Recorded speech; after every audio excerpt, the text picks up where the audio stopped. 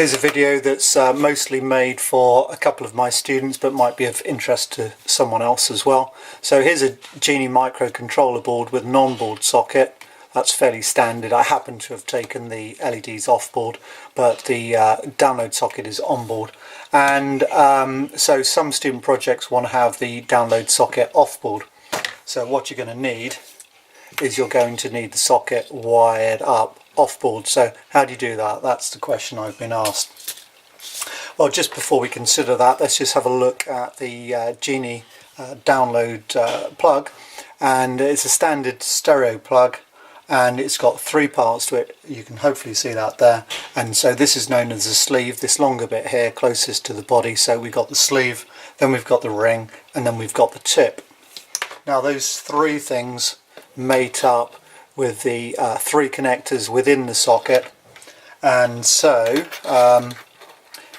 this one here is going to connect with the sleeve. This is on my socket, of course your socket may be different, but this is the way it's configured on mine. So we've got this sleeve, and then we've got the ring, and then we've got the tip there. Now, how did I determine that? I just looked at it, okay? There's probably a schematic for this, although I'm not too sure about where this socket came from, so I just did a visual check for it, and then just test it with a multimeter as well, just to be absolutely 100% sure.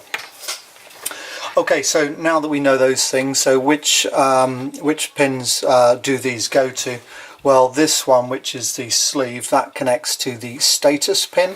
Status pin, if you remember on the Genie 08 controller, is pin 7.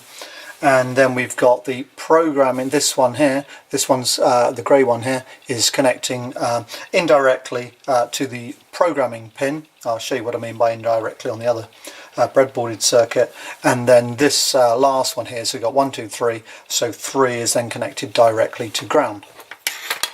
So if we just have a look at this circuit, which just happens to be running, I've just programmed it, so it worked fine.